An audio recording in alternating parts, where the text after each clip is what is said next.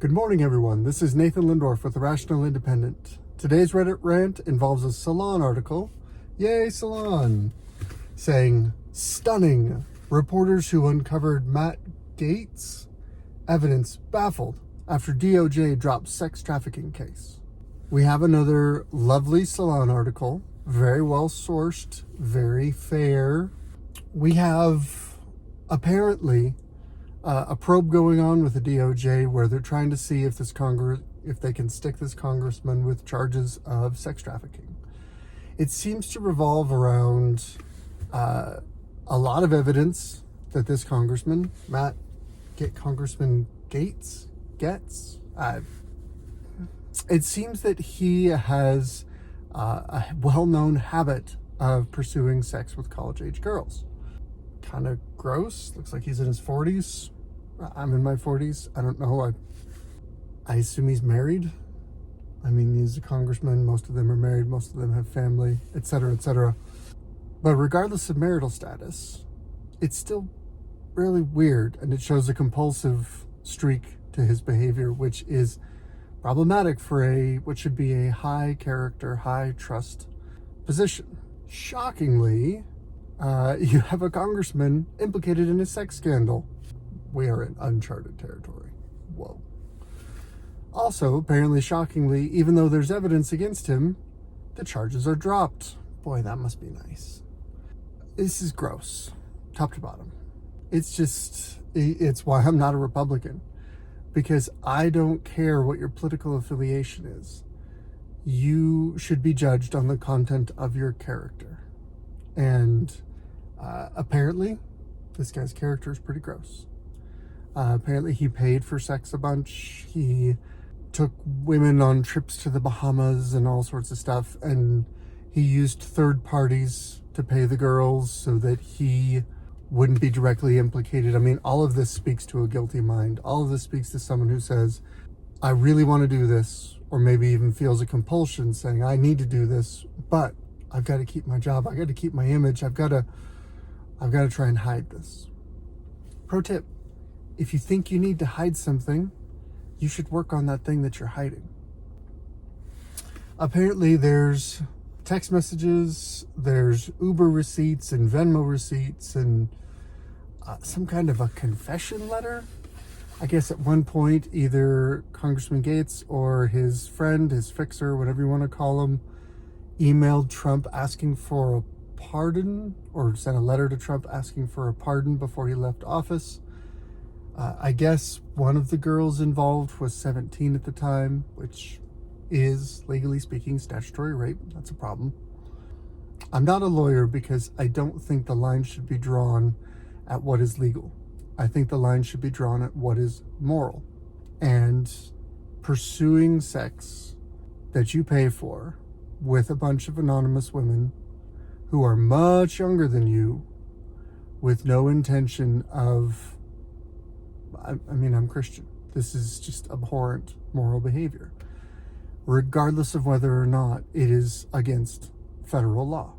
Federal law doesn't matter. It's morally wrong.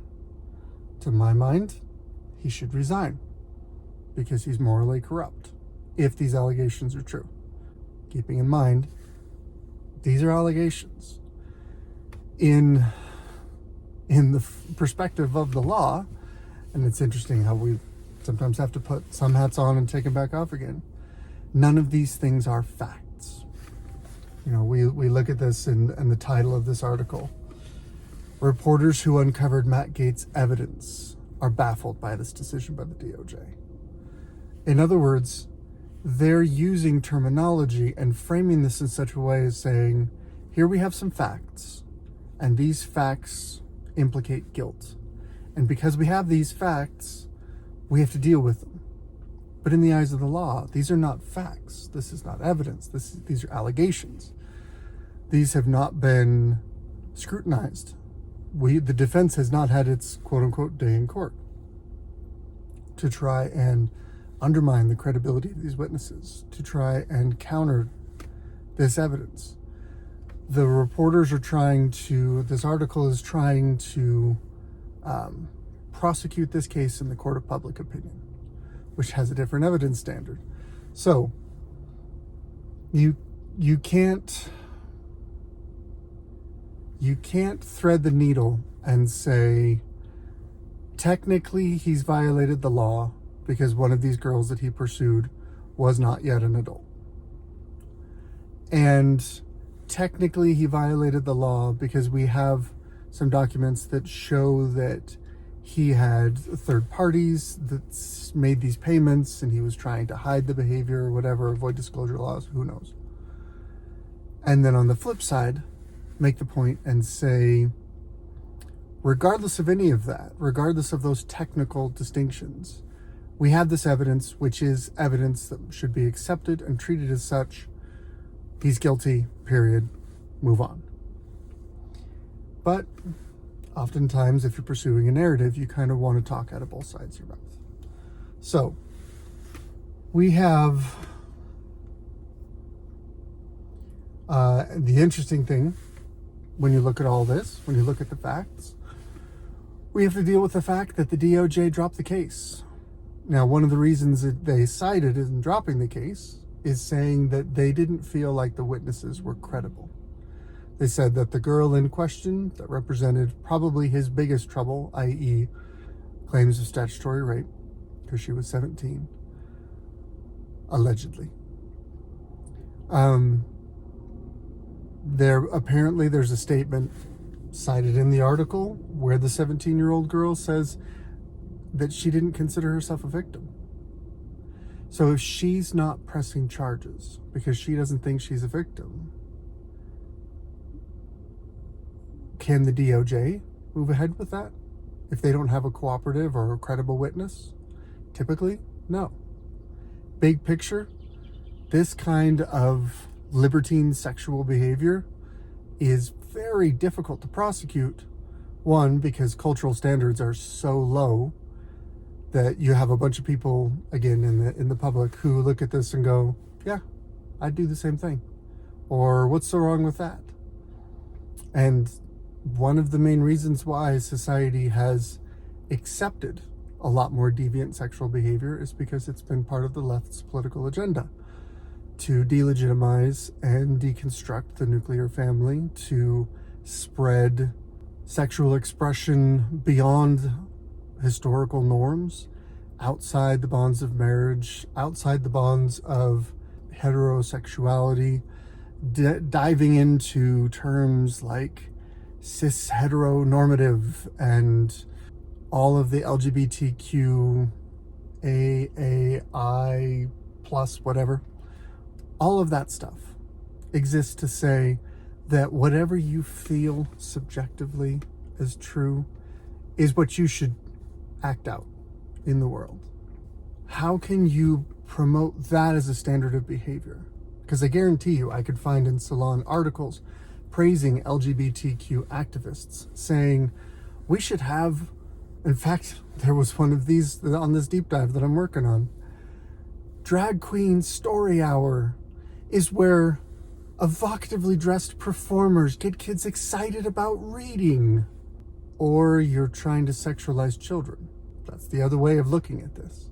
Drag costumes are overtly sexual. They're punch you in the face sexual.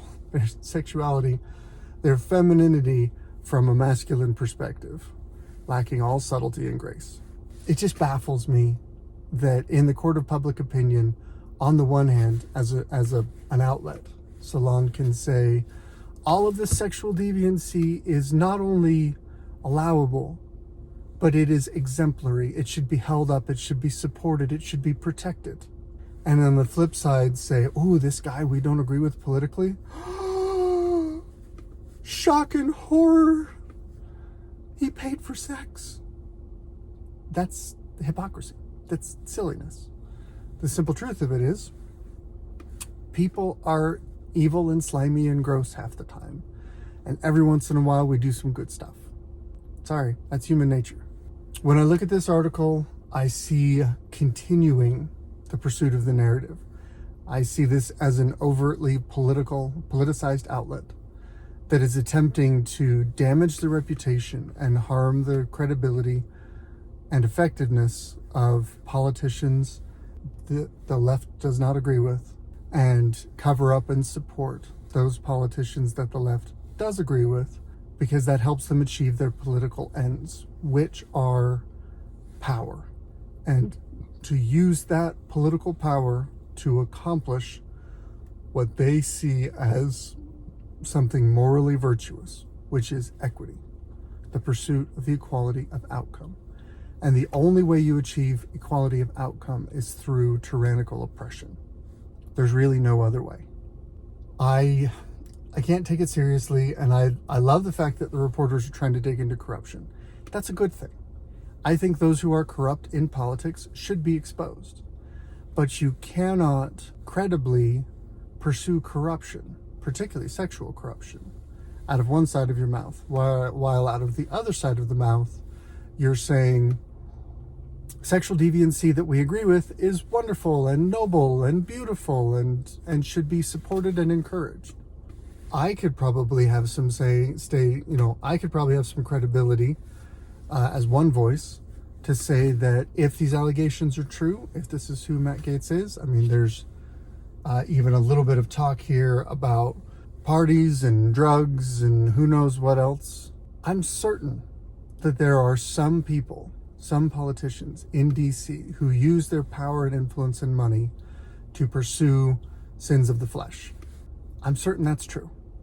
Those people should resign, because I believe Congress should be a high character, high trust role where the best of us go to serve for a brief time and then go home. Yes, term limits are a good idea. If you want to think critically about this, you cannot attack sexual deviancy and support sexual deviancy at the same time. Now, in the eyes of the law, if you break federal law, my general idea is you should be prosecuted. However, let's take another case where that falls apart, because that's what they're advocating for. It is federally illegal to possess, consume, sell marijuana. It's legal in a bunch of states, including Colorado, where I live, but it is against the law on the federal books. Why doesn't the DOJ prosecute everyone who is openly and blatantly breaking the law? Why aren't they raiding dispensaries all across the country that are open and advertise themselves as dispensing a class 1 controlled substance? Because I guarantee if you talk to the people at Salon, they say pot should be legal. They say that's a good thing. They say they're glad that these things are happening, and they're glad the DOJ is leaving it alone. But the principle is identical. The law is on the books. It's being violated. Change the law or enforce it. I think personally the federal law should be changed. I think regulation of that kind of drug should be a state's issue. The same reason I have for supporting the elimination of Roe versus Wade. I think it's most properly applied as a state's issue.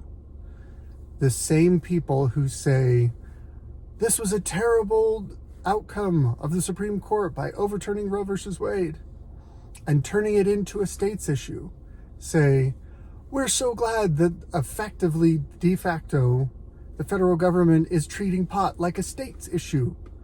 That's a good thing. Like, these are opposing points of view within the same principle, and we're not even digging around that hard to find these contradictions.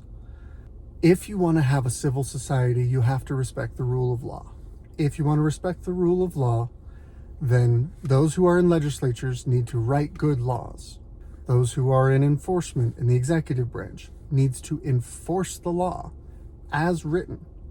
And the judiciary, and by extension then the legislature, should, if they find the law to be onerous, immoral, improperly applied, improperly drafted, ineffective, whatever, they need to abolish the law or revise it. I think we need a lot less laws, frankly speaking, but we need to enforce the ones that we keep. Once you build a standard where it is culturally okay for those who are in charge of enforcing the law to choose whether or not which laws they're going to enforce and who they're going to enforce it on, you have lost the rule of law. You have undermined civil society. You are breeding chaos. It may take a while to reap what you're sowing, but that is a major problem. And that happens at all levels of the justice system, at all levels of our society today. That's the norm. That's the world we live in. So, that's my Reddit rant. Good morning, everyone. I hope you have a wonderful day.